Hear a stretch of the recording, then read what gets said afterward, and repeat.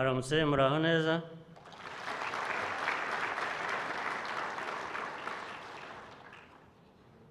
Abanyacyubahiro bari hano mwese, abayobozi b'igihugu cyacu mu nzego zitandukanye, nagira ngo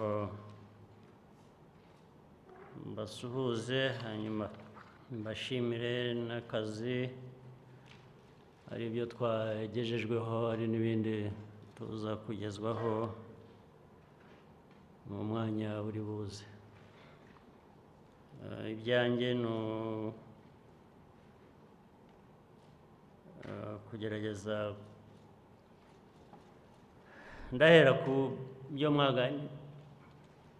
mwaganiriye ejo, ko ndibwira ko biza kumpa interuro nziza.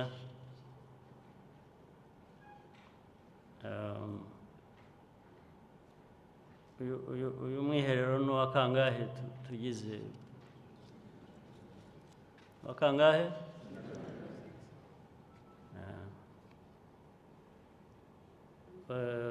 Gukora ikintu inshuro 12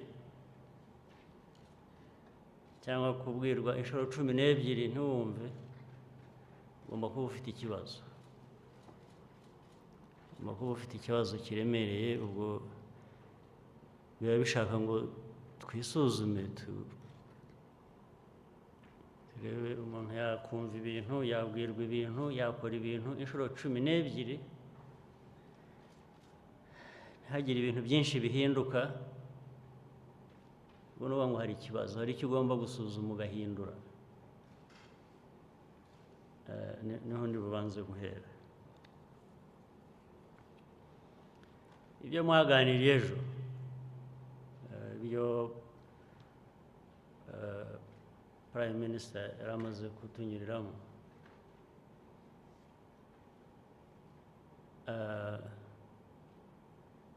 kugira ngo niba mwamfasha numve igishya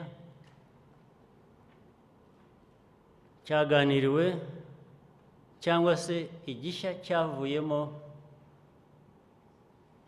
nka commitment, icyo ari cyo gitandukanye n'ibindi by'izo nshuro zabanje imbere y'ingiyi. Hanyuma nanjye nshyira umutima hamwe, mvuga ngo muri iyi nama, muri uyu mwiherero turajya kuhava dufite icyizere ko ibintu bihinduka cyangwa bizahinduka. Ndagira ngo abariho mpera ni iki, usibye gusezeranya bisanzwe ko ibintu bigiye guhinduka, usibye ari n'ubwo mbona tuza hano mbere yo gutangirana n'umwiherero n'ibyo dukwiye kuba tuganiramo, abantu batekereza gutaha kuva mu mwiherero. Urumva icyo nshaka kuvuga? Ubu sindishobora niba abenshi hano urede mu mutwe wacu hatarimo turava haryari, turataha ryari, buracya ryari ngo tugende, kurusha no kuvuga ngo ariko akazi kahatuzanye kubanza karemereye, turakifatamo dute, turakora iki gihindura ibyo tugiye gukora cyangwa ibyo dusanzwe dukora. Nibyo mbona, ariko nshobora kuba mbona ibitari byo. Ndashaka ngo mumpakanye, ndashaka ngo mumbwire ngo ya ntabwo ari byo. Nimbona ibindi bitekerezo yampakanije, ndishima kuko ndaba nzi ngo nibeshyaga, kandi ibyo twifuzaga nyine tugiye kubigeraho. Nicyo nshaka ko tuganira.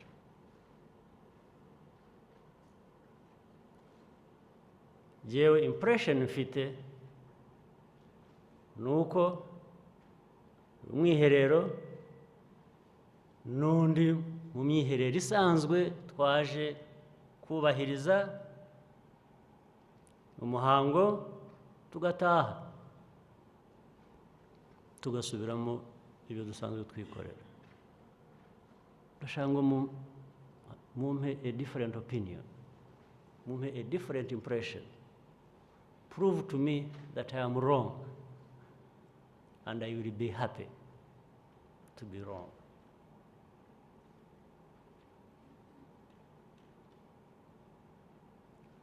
Ndabitegereje kuba muri mwebwe. Give me a different impression that I am wrong, that this time around we are here for serious business, for change that must take place.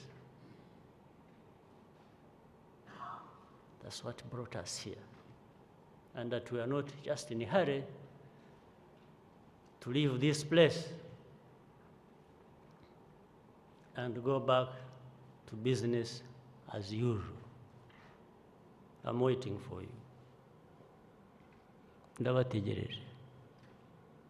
Guhera kuri ba ministers n'abandi babasumbye, izindi nzego zose ziri hano. Ndashaka ngo mumpe something different. Something different that is going to work for us differently and deliver what we want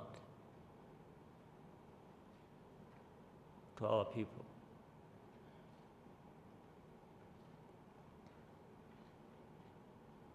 Ndabategereje.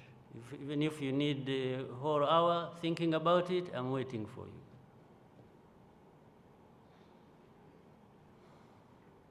That's even why I'm thinking, instead of people coming here hurrying to go back, they are going back in their minds before they have even arrived here.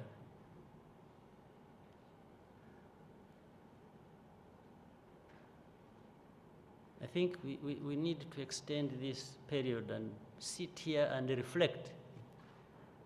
Hari n'abazi meditation. You can have time to meditate and really think. Because I don't think you have time to think seriously. We just need to be kept in one place doing nothing maybe, and we feel how good it is to do nothing, and reflect over that.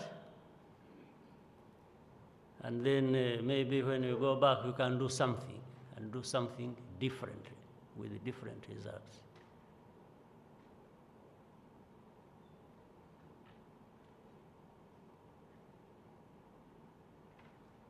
Nawasubiri. Ndabategereje mubwire. Other than what you discussed, which the Prime Minister tells me was a very serious discussion. Very good for that. But I'm afraid you must have discussed this as an end in itself. But this can't be an end in itself. It must have been a process to lead us to something more concrete. And that's what I want to hear, and that's what I want to see.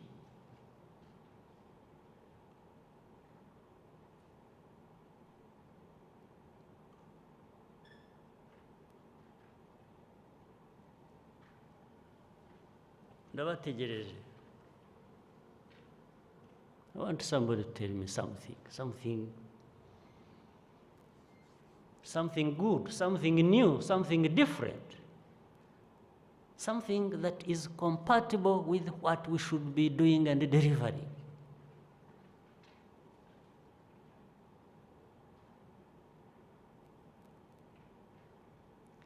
Well, I'm not capable of changing anybody here to be different or to think differently. but I'm capable of keeping challenging you. I keep challenging you. Ntabwo nahindura abantu ngo babe uko numva bakwiye kuba bameze twirirwa tuganira kandi tunemera, ntabwo ari ibyo bivamo gusa n'ejo mubivuga nyine ntabwo nari impari, nimwe mwabyiganiriye nta n'uwo nari natumye ngo mvugire. You discussed something.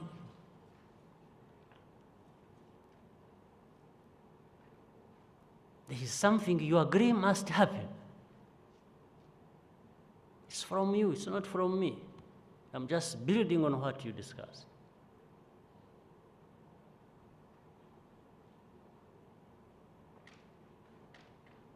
So I'm just building on that.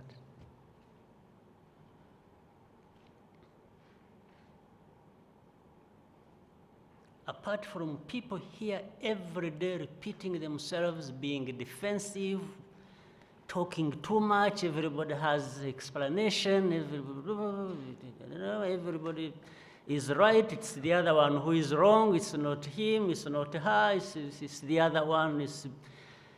And we keep at that for all these years. Nobody takes responsibility, nobody owns up, it's always the other one. It's the other, nundi rwego, ntabwo ari wowe. Wowe, ukabaza umuntu ibintu yarakwiye kuba akora yarakoze 5 years ago. Yarafashe responsibility, ukamubaza today, what happened? Ati no, atariko twaraye tugize inama ati tugiye kubikora. After 5 years. This, ukakubwira agatinyuka akakubwira ngo ngo ariko se nkubwira ati wowe uba hehe kubanza urangaye ejo twagize inama tugiye kubikora. Wowe uravuga ibiki? Ariko se ko niba koko twabivuze 5 years ago ngo dukwiye kuba tubikora, ko ari byo twemeranyije, naho ubwawe ko wari uhari, ko wari mu batanze ibitekerezo nawe ko byagenze bitahubwo wimbwira ko waraye ugize inama mugiye kubikora. Ahubwo mbwira what happened for the last 5 years leading to that meeting of the last evening.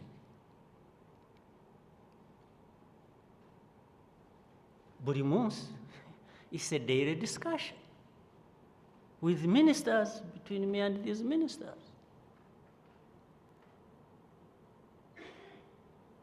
I can see one culprit here, Minister of State of Minagri. Buri teka bambwira ko bareba bagize inama.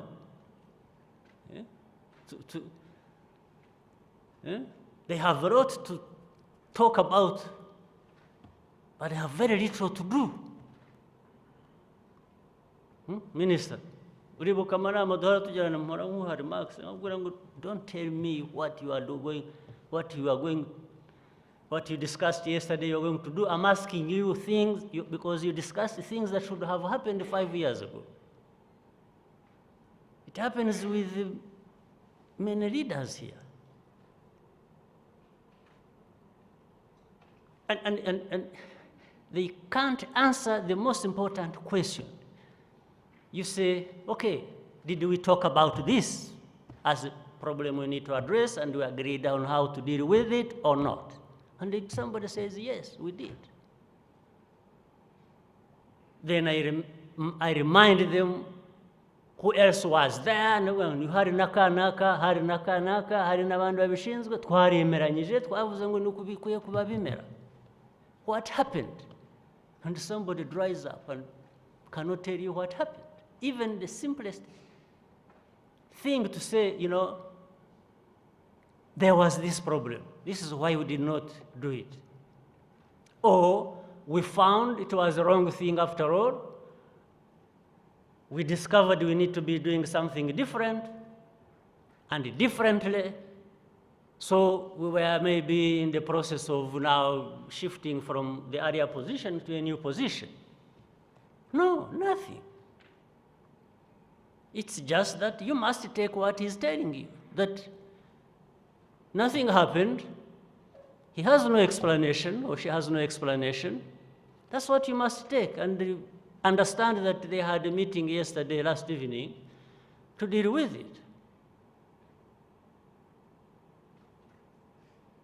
This happens every day, every single day. Buri munsi nuko bimera. Nuko byagenze, nta cyakozwe, kandi ntubaze nta n'indi mpamvu ariko twari tugize inama ngo tubikore. So mugiye gukora ibyo twemeranyije 5 years ago, mwaraye mugize inama last evening, to do it the same way we agreed, not even a different way. There must be something terribly wrong.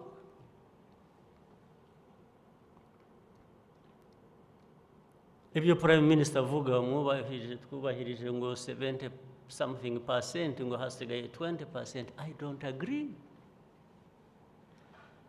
For me, that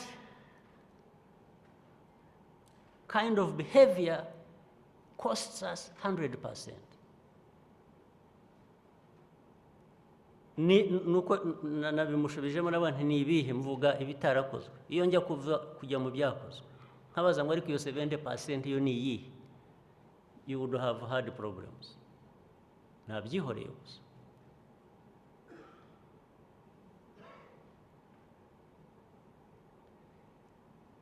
And it is all of us here. We see it, we know it, we let it pass.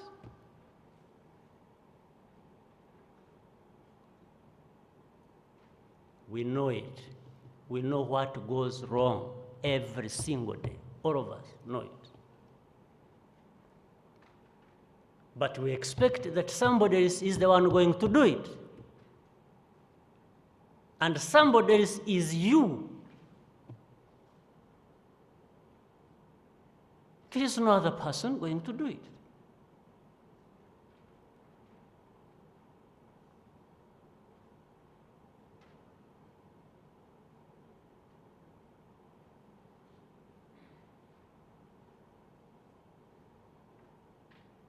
Who else is going to do it if it is not you? Urasigana nande, urasiganya nde. Murasiganya nde. Who is going to do it for you?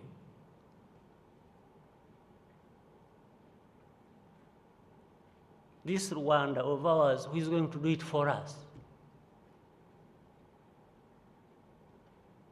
Let me tell you what you know. This Rwanda, you see,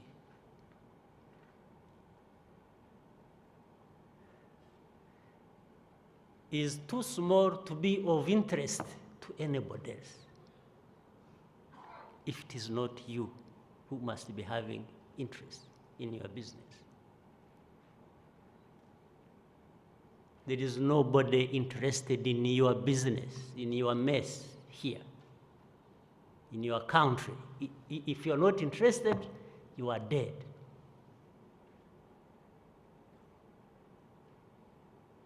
Nobody, not a single. Ababaza kubabeshya hano, these ones who come to tell you lies. They tell you lies. Nobody is interested in you. You have nothing to offer. Find something to offer to yourself. Don't think there's anybody interested in anything we're going to offer. Don't think these people from Europe, America, Asia are spending nights thinking about Rwanda. Not a single one of them. Well, there are some people who come here to tell you lies every day, who come to praise you. Hey, do you know so and so? Imagine, ninjye babwira, nje tubana, one of you bakaza kumbwira, ariko zikanaka, ubwo arambwira umwe muri mwe. Ni igitangaza. Nturya se, cyakora ndabahishira, ntabwo mbavuga uko mumeze. Njye ntabwo najyaho ngo nganire n'abantu bo hanze ngo mbaganire jewe. Kubahishira burya akanambwira n'icyo nkwiriye kumugira, ukwiriye kumugira iki? Ni igitangaza, ni performer. ubuse ubibwiwe n'iki? Performer akorera leta y'iwanyu, performer aragukorera, wowe ubwiwe n'iki performer w'iwacu? Iby'iwacu ko bizwi n'ab'iwacu natwe, wowe ubibwiwe n'iki? Uhoraho birirwa babambwira ko muri the best performers, the best performers mu biki? Mu byo babakorera wenda, ariko birashoboka ni good performers mu mirimo mu bakorera, sinzi iyo mu bakorera iyo ariyo. Ariko njye ndavuga, ubu njye ndacyari hano mu Rwanda, ndavuga iby'iwacu.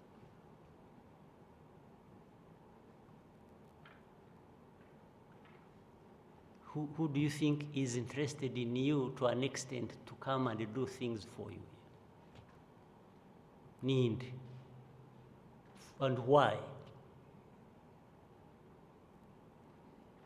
You know, waba mfitemo interest ingana ityo, I would be suspicious. Why would you have such interest in me? Jewe ntifitiye.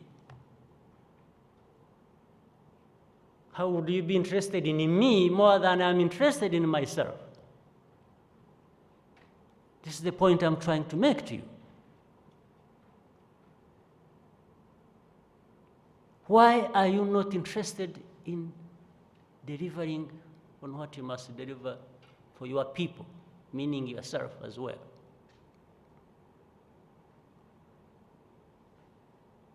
What is all this that goes on for years, decades?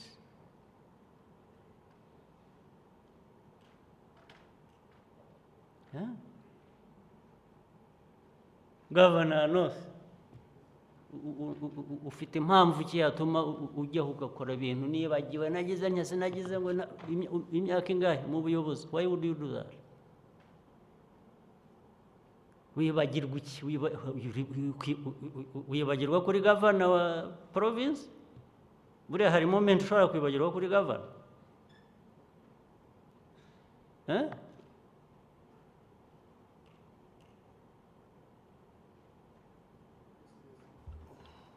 Excellency, governor goes in.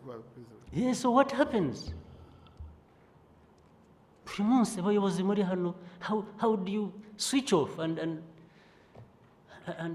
nobody can find you in delivering on things that we have possibility for? I'm not asking you to deliver on impossible things. I'm not asking anybody to deliver on impossible things. There are things we don't have means for. We can wait. We can look for the means. And we understand that we are waiting because we have no means currently, and we have to look for means and for delivery on the future. But how can we fail to deliver on what we have means for?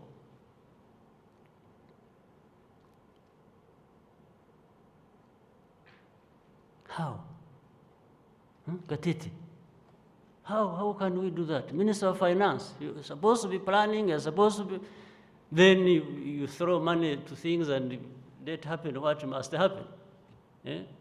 Between you and Fazil, you put money in the budget, you go to build the prisons and what, you don't care what happens in between.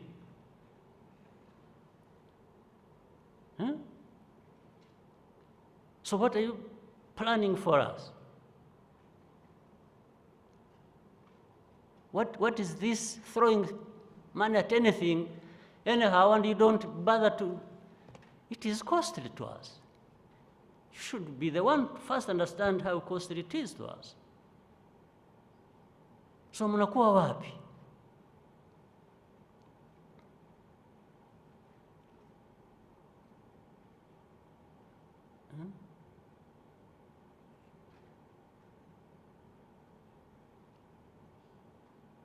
What happens? Fazil, well, Minister, on that particular one, there are many things, but talking about that, ubu tujye kwiruka inyuma y'abandi bantu who did wrong things, tujye kureba mayor wa Nyarugenge cyangwa turebe mbasize aho ngaho mwebwe who should have done it, followed it to make sure that the right things were done. Why should I run after those when you are sitting there telling all kinds of stories that don't add up? Huh?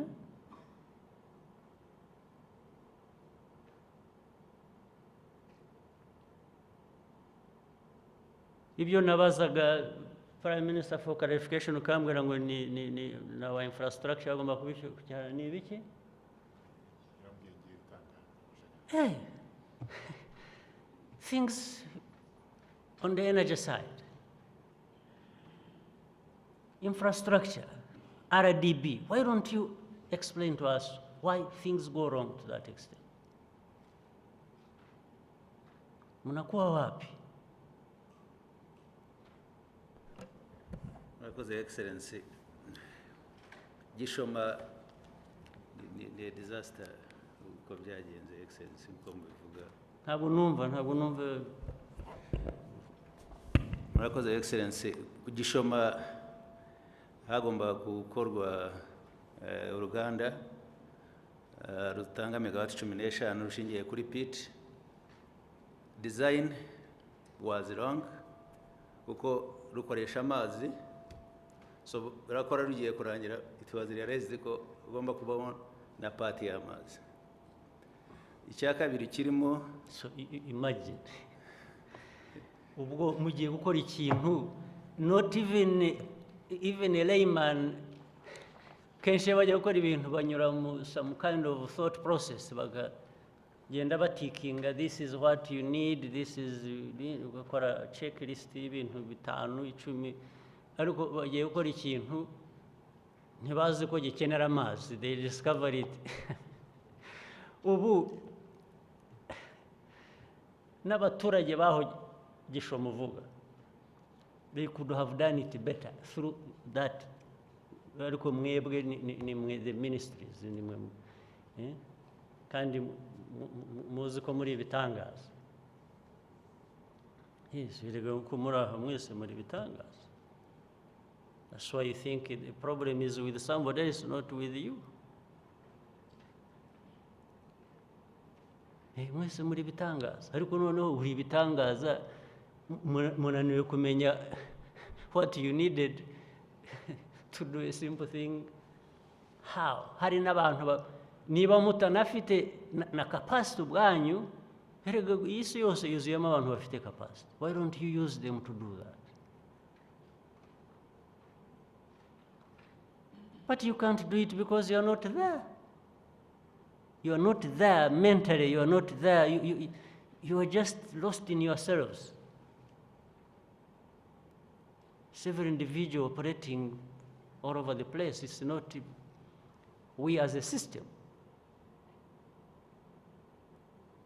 We are having a problem realizing a system to work as a system. It's just scattered individuals who are minding their individual business and not the business of this country. Huh? So this disaster you're talking about, how do you allow a disaster to happen? RDB, what happens? You are the ones supposed to be dealing with these investments. What happened between RDB and infrastructure? Why didn't this thing, why wasn't this done? Between RDB and infrastructure, we have no capacity to deliver 15 megawatts by simply realizing what you need in a place before you work on something. This is really what you're telling us?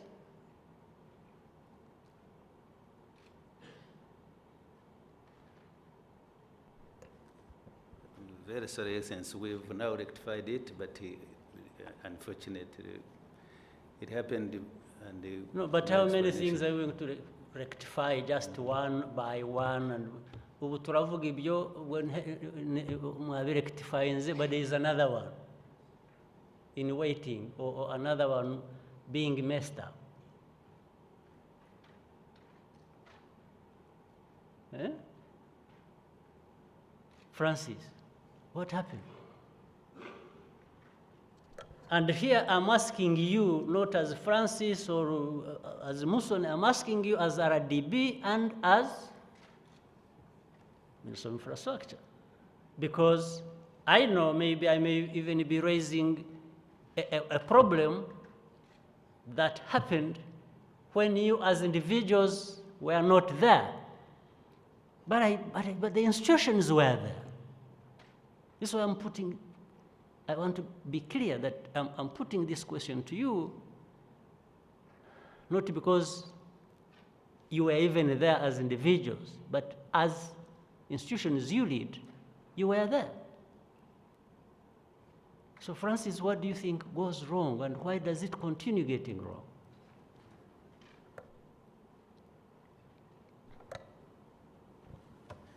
Murakoze, Your Excellency. Actually, hari ibibazo bibiri. Hari ikibazo kiri technical cy'uruganda rwagomba gutunganya amashanyarazi, ariko hari n'ikibazo cya kabiri cyo gutunganya nyiramugengeri yagomba gukoreshwa kugira ngo amashanyarazi aboneke. So ikibazo cya technical cyo gutunganya uruganda Minifra Rwanda Energy Group barimo kugitunganya, ariko ikindi cya kabiri uruganda rwa rufitanye barimo kugitunganya. Just give us a feel of what time we have lost, first of all. For me, another problem that you have, you are not time sensitive. For you, it seems the issue of time doesn't arise. Yeah, tell people how much time, other than the loss in terms of other resources, tell us how much time you've lost on that.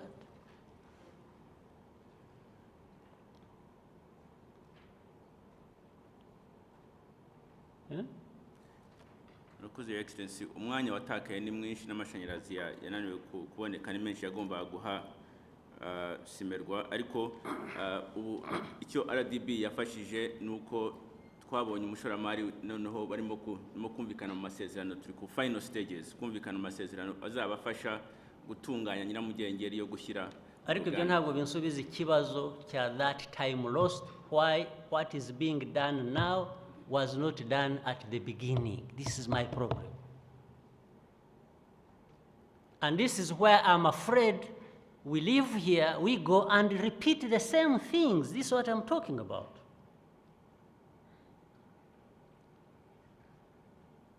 So you are telling me what you are doing now to rectify something you should have done 2 years ago, 3 years ago, but you are not explaining why it was not done at that time. And you risk repeating the same thing on this or any other case.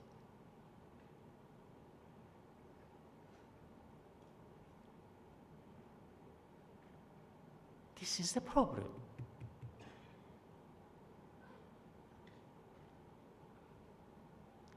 You people behind there, are you listening to me? Because I can see some of these cameramen. I don't see any woman anywhere among them.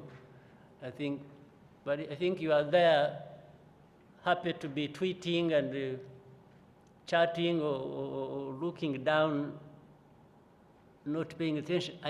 This is a serious matter. I want all of us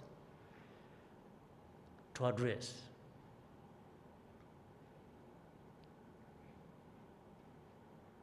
We can't keep repeating ourselves and doing nothing about it.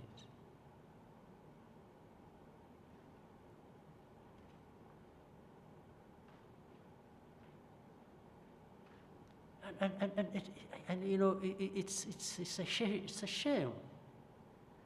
It's the young people, it's the old, it's the,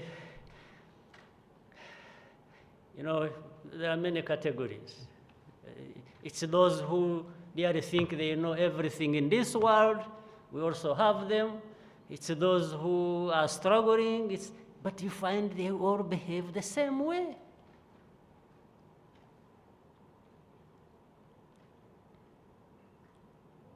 Hey, we have the young people who are,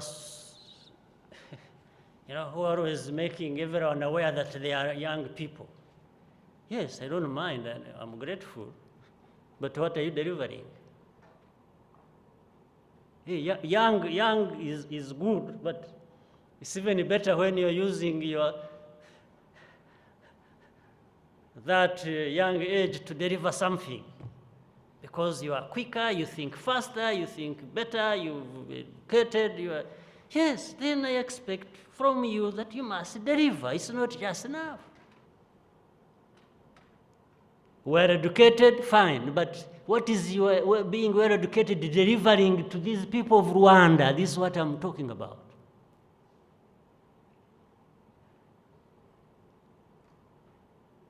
If you are not doing what is expected of you, it doesn't matter how much educated you are.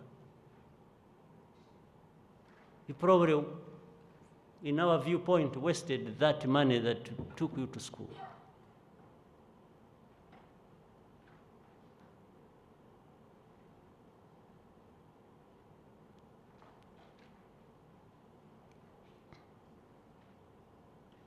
And you better listen more to the one who criticizes you, because it challenges you to think critically and see what you need to change and improve yourself. Don't listen too much to those who praise you.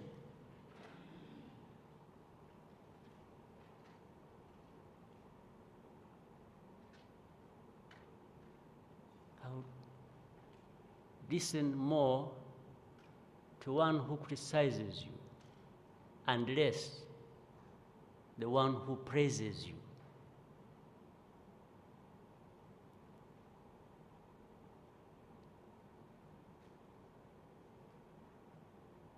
Make sense of the kinds of criticisms we get every day.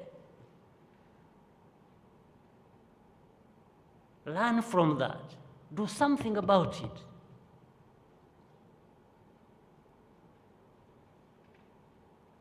Don't just be so full of yourselves as individuals, because if that was delivering to us what we want, then we wouldn't be having no complaints today, because there are many who are so full of themselves. We have so many of those.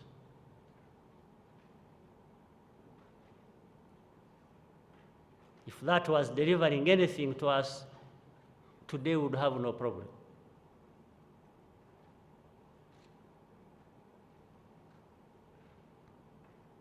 But being so full of yourself and in the end do little or nothing,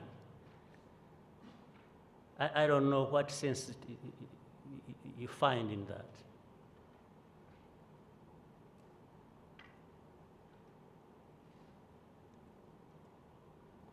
And let me tell you again, as I say this, and really sounding angry, which I am and have right to be,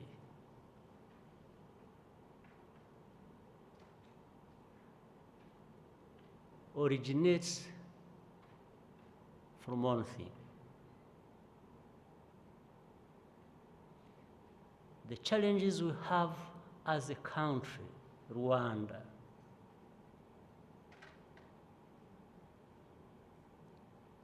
and the context in which we operate are completely different from what you see elsewhere. For us, Rwandans, we are not spoiled for anything. We have to struggle. We have to struggle every single day to get what we want to get. Nobody's going to deliver it for us or to us. Nobody. Therefore, you can't even do things on the basis that you are better than so and so, that you are better than so and so. We have many people to compare ourselves with, to deceive us or to deceive ourselves that we are actually very good. Do you get my point? Niba dushaka kwigereranya n'abandi bantu, hari abantu benshi dushobora kwigereranya nabo tukumva actually turi bitangaza, kuvuga ngo ariko how can anybody be there complaining when we are actually better than a whole list of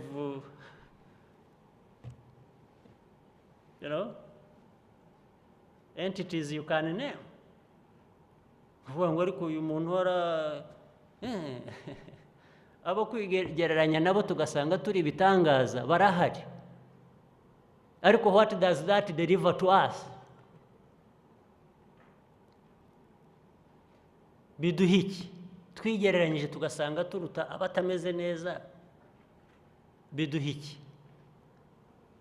Just feel good that we are better than somebody else? No. For me, it's what are we getting from it that transforms the lives of our people, period. If you are comparison in a neighbor or some distant entity, it does not arise for me. It doesn't make sense. I don't want to compare myself with anybody else that I am better than. If you want to make a comparison, okay, compare yourself with those who have achieved what we are struggling to achieve. Isn't it? Isn't it a better deal? Yes. How can you compare yourselves with people sitting and swallowed, in a mess? How? What a shame that is. Kujya wirirwa wirata ngo ufite abo uruta ariyeri. I mean, this is not who we should be, honestly, as far as I know.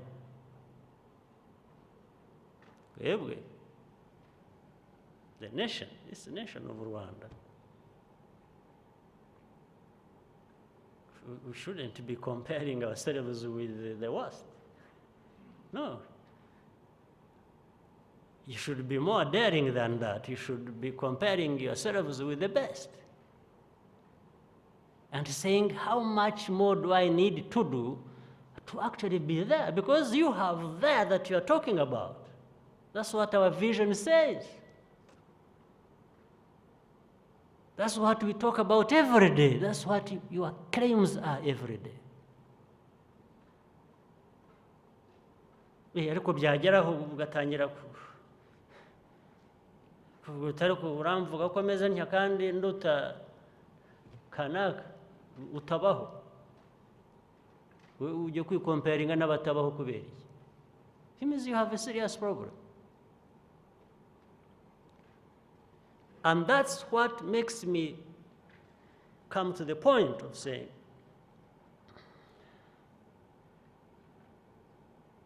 before we get lost in the generalities of, examining the system, we need, as individuals, to examine ourselves.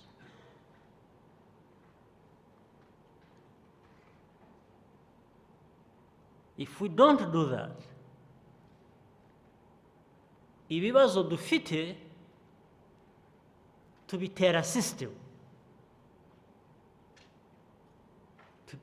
tubijyana mu system igatangira cooperatinga nk'ifite ibibazo kubera ko dufite ibibazo. Ubu tukajyaho nyiramugengeri nta mashanyarazi twabonye, RDB, infrastructure, bikajya muri rusange. Ariko somewhere there are individuals in that who really didn't think of what they need to do. These individuals must might have gained individually in this mess. Bo bashobora kuba barabigizemo inyungu individually muri iyi mess. Somebody must have got away with something.